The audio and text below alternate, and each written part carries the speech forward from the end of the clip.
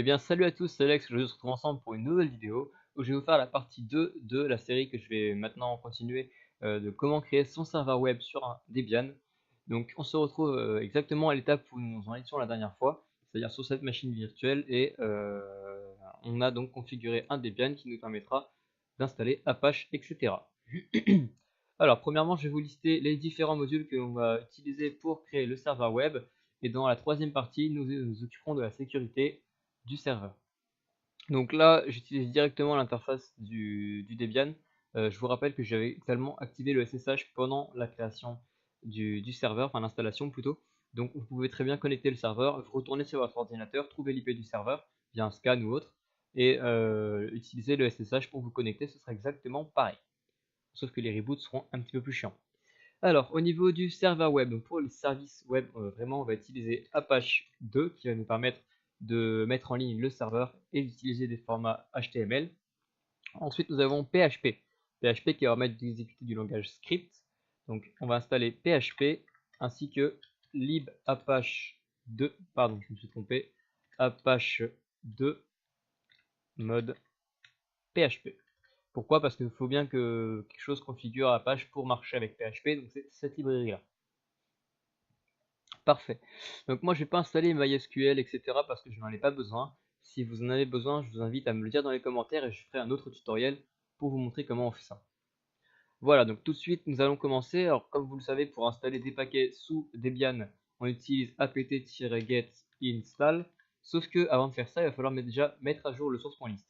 Donc on fait apt-get update et on va tout simplement mettre à jour les différents paquets. Nickel. Donc moi vu que j'ai la flemme, quoique non je peux pas faire ça, j'ai un peu la flemme, je vais taper sur la flèche du haut pour récupérer mon apt-get, install et on va faire Apache 2 et comme j'ai encore plus la flemme, mais je vais installer sur une seule ligne. PHP et lib apache 2-mode-php.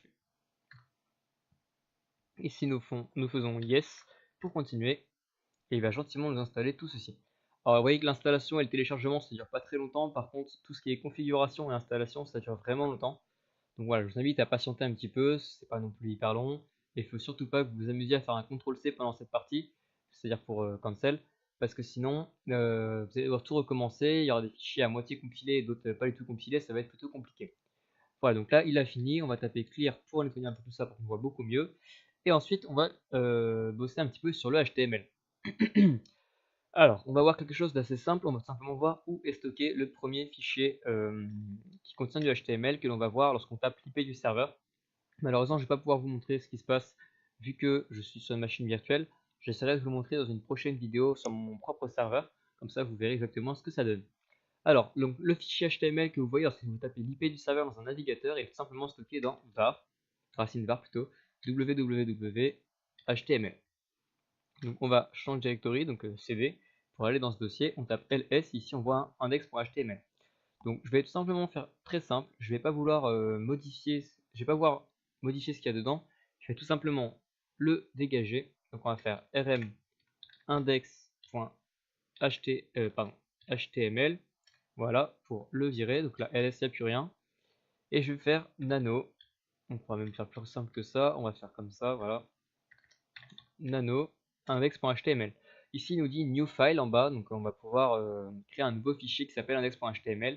Et dans ce fichier, on va taper tout simplement des balises HTML. Très simple, on va taper juste hop HTML. Et je vais même pas mettre de body, je vais juste mettre un gros H1 tout fonctionne. Alors désolé, je n'écris pas vite, mais je tape avec la touche maj enfoncée. Voilà, donc H1, nickel. Donc là, on va voir, lorsqu'on va aller sur l'IP du serveur, une page web blanche marquée en gros et en noir, tout fonctionne. Donc CTRL X pour quitter, Yes pour enregistrer et Enter pour valider le nom du fichier. Si je refais ici ls, on voit qu'on a à nouveau un index.html. Et maintenant, ce que je vais vous montrer, c'est comment changer donc l'emplacement où doivent se trouver ces fichiers. C'est-à-dire à la place de var www.html, on pourrait très bien les mettre dans home ou dans un autre fichier. Donc cette partie-là, ça s'adresse uniquement aux gens qui sont un peu plus confirmés. Si vous êtes débutant et que vous voulez exactement suivre ce tuto et sans rien changer, je vous invite à passer à la partie 3. pour les autres qui sont toujours là, bah, je vais vous montrer tout ça. C'est plutôt simple. Tout simplement, on va faire cd slash donc pour arriver sur la racine, clear. Comme ça, on est sur un environnement plus propre et plus simple. Alors maintenant, on va faire nano etc apache 2 et enfin c'est site-enable. Pardon, c'est pas ça, excusez-moi.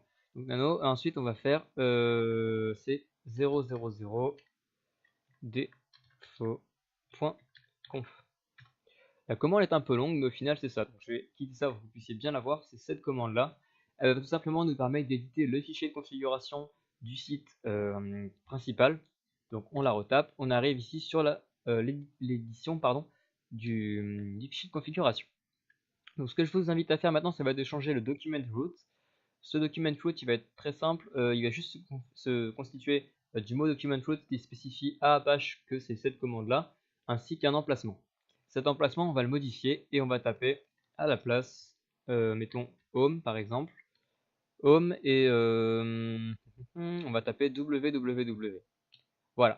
Donc là, on va se retrouver avec un fichier www qui va être utilisé pour Apache, mais il sera dans notre dossier home. Donc le dossier home, pour ceux qui ne connaissent pas, c'est le dossier qui se trouve au niveau de j'arrive pas à parler, au niveau de la racine de votre utilisateur. Donc là, je crois pas que j'ai fait d'erreur, mais je vais quand même quitter et enregistrer et je vais vérifier quelque chose. Bon, si je fais cd home, voilà, et ls, voilà. Donc je ne suis pas sur le bon utilisateur. C'est bien ce que je vous ai dit tout à l'heure. Il faut mettre à la racine de l'utilisateur. Là, je l'ai fait à la racine de home. Alors, il va falloir faire cd user. Je vais vérifier juste qu'il n'y a rien dans ce dossier. C'est parfait. Donc, je vais recommencer ma commande de tout à l'heure qui est la modification du fichier de configuration. Et je vais rajouter ici le dossier de l'utilisateur. Voilà. C'est plutôt simple. Je pense pas qu'il y ait quelque chose de très secret là-dedans. Après, ce que vous pouvez faire aussi, c'est tout simplement ne pas mettre dans ce dossier utilisateur et le mettre directement à la racine home. Je pense que c'est ce que je vais faire parce qu'au final, on ne veut pas être dans un dossier utilisateur parce qu'on n'a pas forcément les droits. Si vous n'êtes pas sur la session root mais sur un autre utilisateur, eh bien l'utilisateur n'aura pas forcément le droit d'accéder au dossier d'un autre utilisateur, auquel cas le site ne marchera pas. Donc moi, je vais juste le mettre dans home www. Donc on enregistre, yes, ok, clear. Et enfin, on va vérifier quelque chose. Comme vous allez pouvoir le constater assez vite, il n'y a pas de dossier www dans ce dossier. Donc il va falloir le créer. Il y a une commande qui est toute faite pour ça, c'est mkdir, donc make dir, comme directory. Et enfin, on va faire www. Là, il va nous créer un dossier. C'est parfait. Si je fais ici cd www pour change directory vers ce dossier, ls, donc il est vide, très bien. Je vais donc créer un nouveau fichier qui s'appelle index.html. Voilà, et dans celui-ci, on va marquer h1 l'emplacement déjà pour commencer.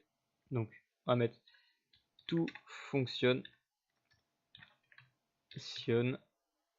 Voilà, h1 et en h3, on va dire l'emplacement.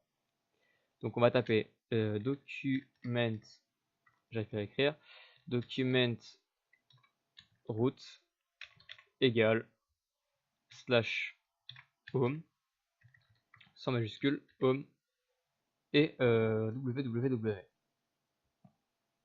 C'est parfait. Alors maintenant, donc on fait la balise break, donc h1, voilà. Et ici, on se retrouve avec un index.html qui va contenir donc, du texte et qui n'est pas du tout dans l'emplacement prévu par Apache.